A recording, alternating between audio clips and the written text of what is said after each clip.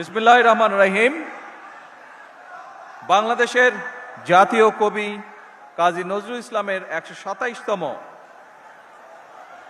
জন্ম জয়ন্তী অনুষ্ঠানে উপস্থিত মন্ত্রিপরিষদ সদস্যবৃন্দ, জাতীয় সংসদ সদস্যবৃন্দ, সরকারের বিভিন্ন পর্যায়ের কর্মকর্তাবৃন্দ, জাতীয় কবির সৃজন এবং সুহৃদ নজরুল গবেষক, সুশীল সমাজের প্রতিনিধিগণ,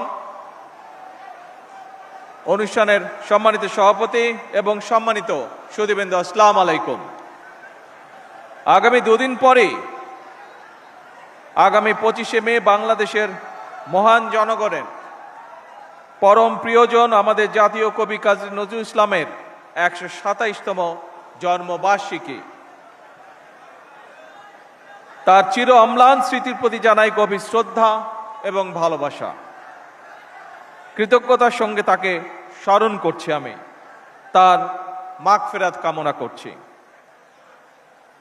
সম্মানিত সকল প্রিয় ভাই বোনেরা, ২০০৬ সালের পর থেকে জাতীয় কবির অমর স্মৃতি বিজড়িত ত্রিশালে জাতীয় পর্যায়ে নজরুল জয়ন্তী উদযাপন হয়নি।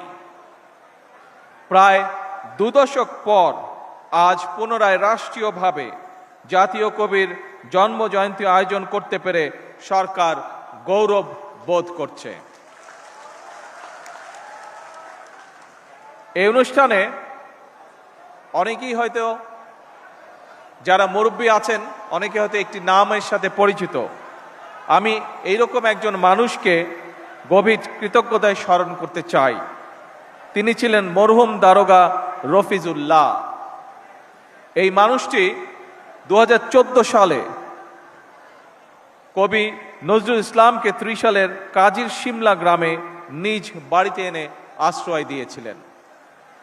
উপস্থিত সুধীবৃন্দ, আমাদের জাতির শ্রেষ্ঠ সন্তানদের যদি আমরা গভীর শ্রদ্ধায় স্মরণ কিংবা বরণ করতে না পারি, এটি তাদের নয় বরং জাতি হিসাবে আমাদেরই দৈন্যতা প্রকাশ পায়।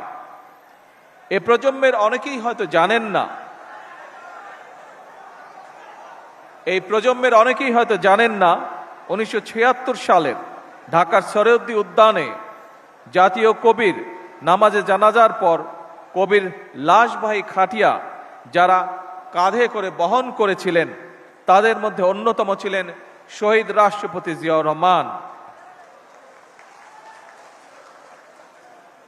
১৯৭৯ সালের ২৫শে মে জাতীয় কবির জন্ম জয়ন্তী উপলক্ষে ঢাকার ফার্মগেট থেকে ঢাকা